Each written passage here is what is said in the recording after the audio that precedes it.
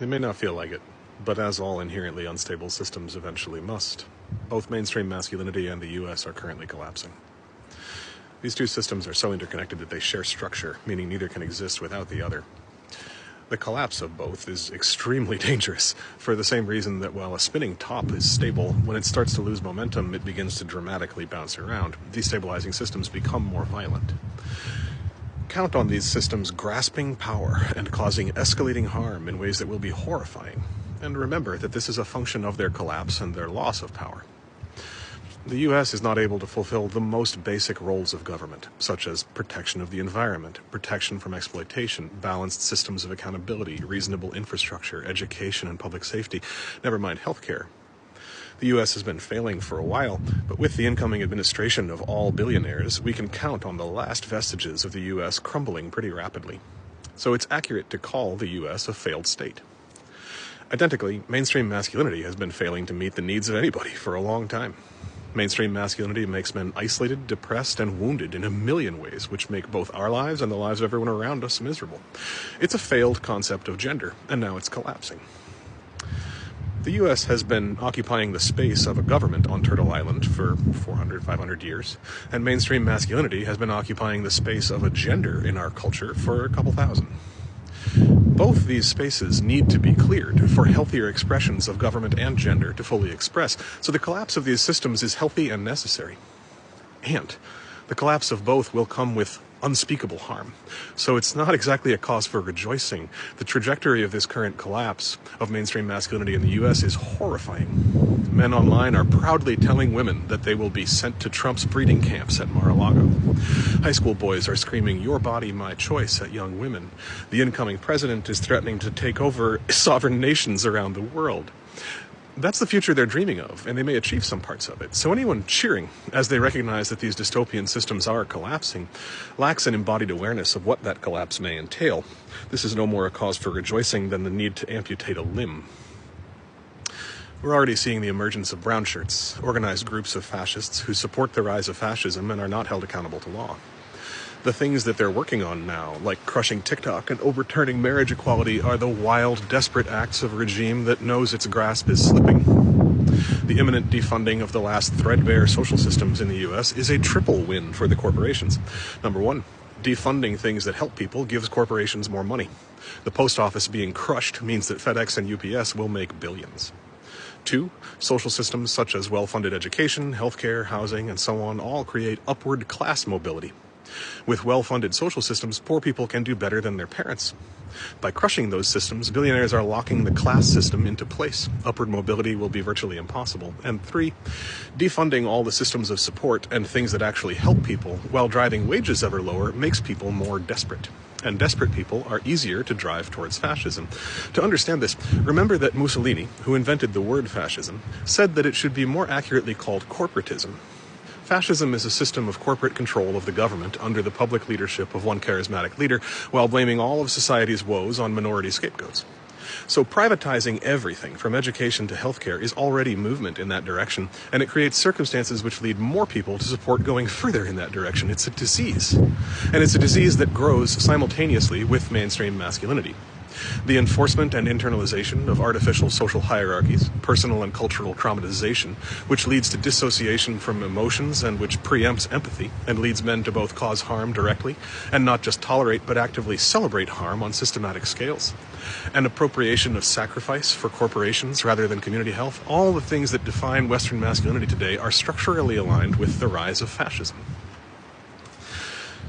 The more tied to these systems we are, as they destabilize and collapse, the more harm we will both suffer and cause. This is true in the structural sense and in the ideological sense, but the ideological sense is by far the most important. Trying to get away from the collapsing structure of the US without healing from the ideological wounds that we've all internalized from that system is guaranteed to lead us to recreate the same problems we're fleeing elsewhere. A father building an off-grid cabin to try and save his family from the collapse of the US without addressing his internalized misogyny and white supremacy is simply trapping his family alone with the demons he's trying to protect them from, and cutting them off from the support necessary for all of them to heal.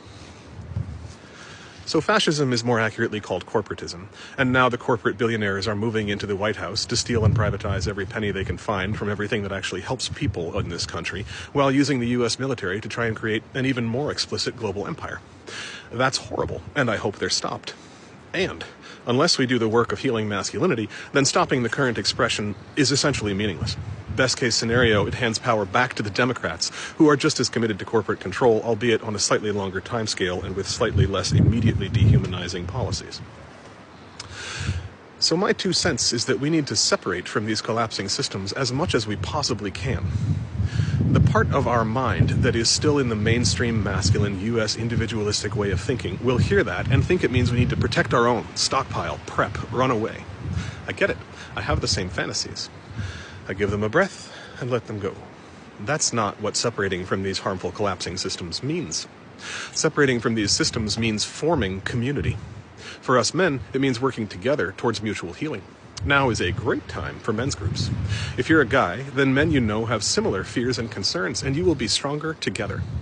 If you want suggestions on how to start a men's group, what to do in one, group reading suggestions, it's all on my website, all for free.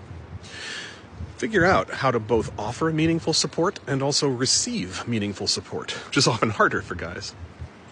This work scales from the internal all the way up to community. I don't know what this work looks like for you, but just as an example, I learned to heal my own traumas and show up to my marriage in healthier ways. And I've also organized with men in my town so that we have a group chat on Signal for emergency immediate response to dangerous people, like brown shirts. Every scale. Healing my traumas is opposing fascism. Having a bunch of guys who are ready to respond to brown shirts in our town is healing masculinity. Every scale.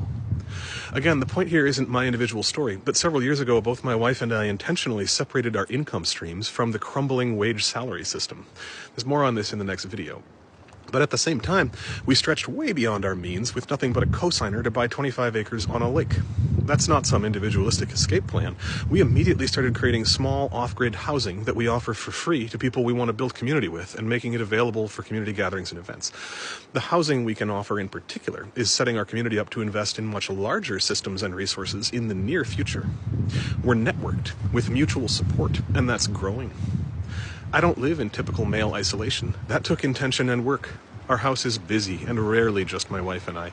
As I write this, there's a bunch of people laughing uproariously in the other room in their monthly community conflict practice space. These are the systems and communities and practices that we're investing in, which can absorb and redirect the energy of the collapsing US and mainstream masculinity. My wife calls it countergrowth. Even though we're very poor and went into a lot of debt to do this, we feel rich because we have community and time. That's what we achieve by separating from the collapsing systems. Again, the point isn't that your life or work should look like mine, but as you recognize that the US is a failed state and mainstream masculinity is a failed concept of gender, this is your invitation to get off. Get off of these self-destroying systems of escalating US corporate fascism and mainstream masculinity. Both will only harm you and your family. And the work of addressing and healing these wounds, and the wounds of those systems, is both immensely gratifying and also builds powerful networks of community. Like being a real man, the US is an idea. Both these ideas have always been lies intended to sell us a system that was never for our benefit. So let's set them down. The US and mainstream masculinity are collapsing.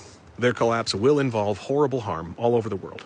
And we live in a time of change, and there's real power and potential in that, if we can recognize and claim our agency. Our ability to recognize and claim our agency is shaped by what we can imagine. This is where the power of stories comes in. There's a reason the Pentagon keeps an unholy alliance with Hollywood to shape media, and breaking outside of what's available to stream is a great way to start seeing more reality and more clearly, and imagining healthier worlds. If you haven't read them, I recommend both Octavia Butler's Parable of the Sower and Parable of the Talents series, and also Starhawk's The Fifth Sacred Thing and City of Refuge series.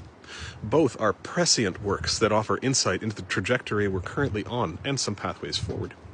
Butler predicted everything that's happening today, and Starhawk painted pathways for wounded men in the healing of the world that tear my heart out. May we all break out of these collapsing systems. May we all see clearly enough to minimize their harm as they go. May we all work together to create healthier systems which are both much older and much newer into a world beyond any of our imagining.